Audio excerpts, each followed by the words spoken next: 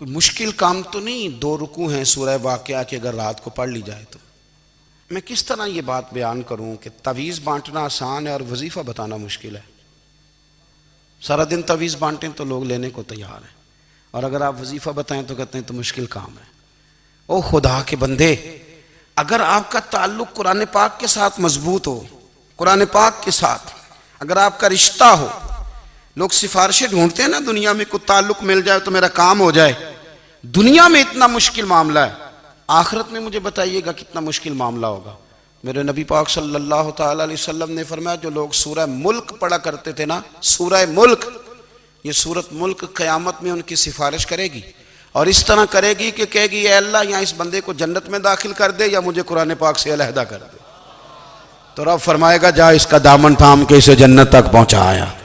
آپ بات کو سمجھیں، جب آپ کے تعلقات اپنے معاملات کے ساتھ مضبوط ہوں گے، یہ نبی کریم نے وعدہ کیا ہے کہ تو سورت واقعہ پڑھ تیرے گھر میں فاقہ نہیں آئے گا۔ حضرت عبداللہ ابن مسعود رضی اللہ تعالیٰ عنہ بیمار تھے تو حضرت عثمان غنی رضی اللہ تعالیٰ عنہ تیمارداری کے لیے تشریف لے گئے، اور جا کر کے کہا کہ آپ بڑے بیمار ہیں، آپ کی بیٹیاں زیادہ ہیں، میں چاہتا ہوں کہ خزانے میں سے کچھ مدد کروں۔ تو سیدنا عبداللہ ابن مسعود رضی اللہ تعالیٰ عنہ اٹھ کے بیٹھ گئے اور کہنے لگے امیر المومنین، اللہ آپ کو میری طرف سے، میری بیٹیوں کی طرف سے بہتر صلہ دے، میری بیٹیوں کو کسی خزانے کی ضرورت نہیں، میں نے انہیں خزانہ دے دیا ہے۔ کہا جناب آپ نے کون سا خزانہ دیا ہے، میں آپ کے مالی معاملات کو جانتا ہوں۔ تو فرمانے لگے امیر المومنین، میرے نبی کریم نے فرمایا ہے جو سورت واقعہ پڑھے اسے کبھی فاقہ نہیں آتا، میں نے بیٹیوں کو یاد کرا دی ہے، یہ خزانہ میں نے انہیں دے دیا ہے۔ وہ سارے والدین سنیں جو بیٹیوں کے لیے پریشان رہتے ہیں۔ حضرت عبداللہ ابن مسعود نصیحت کر رہے ہیں، فرمانے لگے میں نے سورت واقعہ یاد بھی کرا دی ہے، پڑھنے کی عادت بھی ڈال دی ہے۔ حضور نے فرمایا ہے جو سورت واقعہ پڑھے اسے فاقہ نہیں آتا۔ کہنے لگے چاند تو اپنی جگہ چھوڑ سکتا ہے، سورج گر سکتا ہے، تارے ٹوٹ سکتے ہیں، پر مدینے والے رسول کی بات غلط نہیں ہو سکتی۔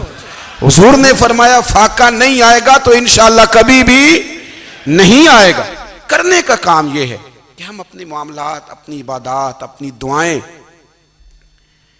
کبھی 10 منٹ عادت ہو جائے نا دعا مانگنے کی علیحدہ سے رات کو۔ حضور نے فرمایا جو فرض نماز کے بعد دعا مانگے اللہ اس کی قبول کر لیتا ہے۔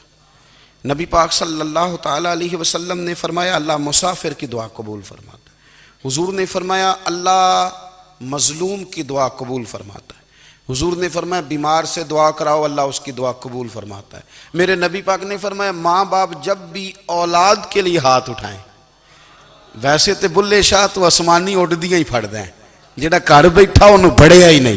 حضور فرمانے لگے ماں باپ جب بھی اولاد کے لیے دعا فرمائیں اللہ ان کی دعا کو قبول کرتا ہے۔ آپ اپنا تعلق بنائیں، دعا کے ساتھ، عبادت کے ساتھ، مصلی کے ساتھ رشتہ بنائیں، استغفار پڑھیں۔ صلاح الدین ایوبی صلیبی جنگوں میں تھے، رات کو مسجد اقصی میں نماز پڑھی تو پریشان تھے۔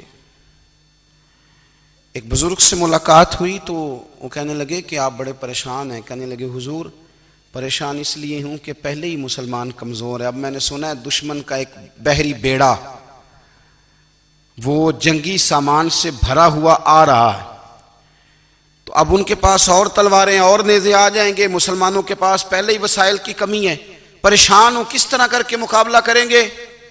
یہ بات کہتے ہی صلاح الدین ایوبی نے بزرگوں سے کہا حضور آپ بھی دعا کرنا، دعا کی بڑی طاقت ہے۔ میرے نبی پاک نے فرمایا دعا مومن کا ہتھیار ہے، دعا مومن کا، دعا مومن کا۔ حضور نے فرمایا تقدیر کو سوائے دعا کے کوئی چیز نہیں بدل سکتی، دعا مومن کا ہتھیار ہے، یہ کافر کے پاس کوئی نہیں، یہ ہتھیار ہے مومن کا۔ اللہ کرے آپ کو سمجھ آئے، پھر سنیں کئی بار کہہ چکا ہوں یہ ہتھیار ہے، کافر کے مقابلے میں جو تیرے پاس سب سے بڑا ہتھیار ہے وہ دعا ہے۔ دعائیں کرانی چھوڑ دی، کرنی چھوڑ دی، لینی چھوڑ دی۔ حضرت سیدنا انس بن مالک رضی اللہ تعالیٰ عنہ فرمایا کرتے تھے میں نے وہ رنگ دیکھا ہے جب حضور دعا مانگتے تھے اور حضور کی مقدس آنکھوں میں آنسو بھی ساتھ ہی بہا کرتے تھے، میں نے وہ انداز دیکھا ہے۔ تو صلاح الدین ایوبی بزرگ سے کہنے لگے آپ بھی دعا کیجیے، اور خود رونے لگے اور سر سجدے میں رکھ کے رونے لگے، اور عشاء سے لے کر فجر تک روئے، خوب روئے۔ صبح وہ بزرگ آئے تو صلاح الدین ایوبی کا خوبصورت اور ہنستا ہوا چہرہ دیکھا. کہنے لگے آپ بڑے خوش ہیں, رات تو میں نے بڑے روتے ہوئے دیکھا تھا. تو کہنے لگے حضور وہ جو بحری بیڑا آ رہا تھا نا وہ پانی میں ڈوب گیا ہے, اب وہ نہیں آ رہا, ابھی خبر آئی ہے تو میں بڑا خوش ہوں. بزرگ کہنے لگے اٹھ سینے سے لگ اور سن ایک بات, وہ بحری بیڑا پانی میں نہیں ڈوبا, وہ تیرے آنسوؤں میں ڈوب گیا ہے. وہ جو تو رات رویا ہے نا رب کریم کی بارگاہ میں, تو وہ ڈوب گیا ہے.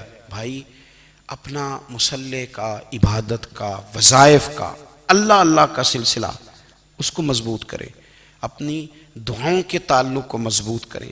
دعائیں بڑے انقلاب برپا کر دیتی ہیں. ہم تھوڑے تھوڑے نا جب سے خشک ہوئے ہیں نا, خشک, اور میری تو جماعت ہی صوفیاء کی جماعت تھی.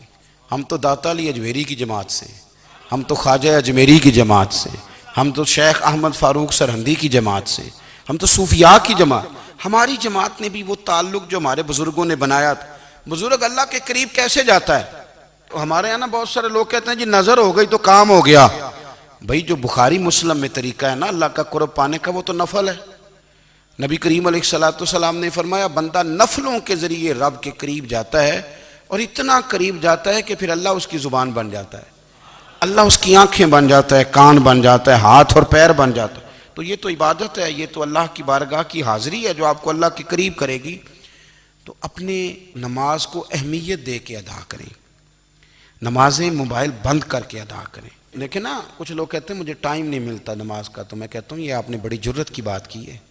مجھے کو میرا پیر بھائی کہہ دینا میرے پاس ٹائم نہیں آپ کو ملنے کا, تو میں کہتا ہوں آج کے بعد آنا ہی نہ. تو کیا سمجھتا ہے, تو بہت بڑا آدمی ہے, تیرے پاس ٹائم نہیں ہے اور ہمیں ملنے کا ٹائم, موج کر. تو آپ نے اللہ رسول کو کہہ دیا ٹائم نہیں. اور عجیب فلسفہ ہے نا, کہا جائے نماز پڑھنے آؤ تو کہتے ہیں کپڑے ٹھیک نہیں, اور کہا جائے کہ آؤ ذرا دعوت پہ چلیں تو کہتے ہیں 1 منٹ ٹھہر میں کپڑے بدل کے آیا. نماز کے لیے کہا تو کہتے ہیں ٹھیک نہیں, دعوت کے لیے کہا تو کہتا میں ذرا تیاری کر لوں, یوں جانا مناسب نہیں. یہ معاملہ ٹھیک نہیں. رب تو فرماتا ہے کہ جب تو مسجد میں آ تو زینت اختیار کر کے آ, خوب ذوق سے دعا مانگیں, خوب شوق سے نماز پڑھیں, خوب استغفار کا مزاج بنائیں. آپ لوگوں کے بیچ رہ کے سوکھ حاصل کرنا چاہتے ہیں, لیکن آپ کو پتہ ہے کئی مہینے غار حرا میں رہنا بھی مدینے والے محبوب کا طریقہ ہے. ہر سال اعتکاف بیٹھنا الگ سے, یہ بھی حضور کا طریقہ ہے. مسجد نبی کے اندر دروازہ کھلتا تھا نبی کریم کا, پر گھر کے اندر نفل پڑے نبی پاک نے. اور حضور فرماتے ہیں کچھ نفل نماز گھر میں بھی پڑھا کرو, گھر کو قبرستان نہ بناؤ. ہمارا گھر اللہ کے ذکر سے آباد ہوگا. اگر ہم نماز پڑھیں گے نا, میں جب سنت پڑھنے کے لیے گھر میں کھڑا ہوتا ہوں تو میرا جو 2.5-3 سال کا بیٹا ہے نا, وہ بھی میرے ساتھ نماز پڑھنی شروع کر دے. اسے پتہ کوئی نہیں نماز کیا ہوتی ہے, لیکن وہ بھی نا سجدہ نہ بھی کرنا ہے تو ساتھ لیٹ ضرور جاتا ہے. پتہ چلا بچے لیکچر دینے سے نماز نہیں پڑھتے, نماز شروع کر دیں تو بچے بھی شروع کر دیتے ہیں. ہم جب پریشان ہوتے ہیں تو لیکچر دیتے ہیں, تو لیکچر تو باہر شاید چل جائے, گھر میں کیسے چلے گا, گھر میں تو عمل چلے گا.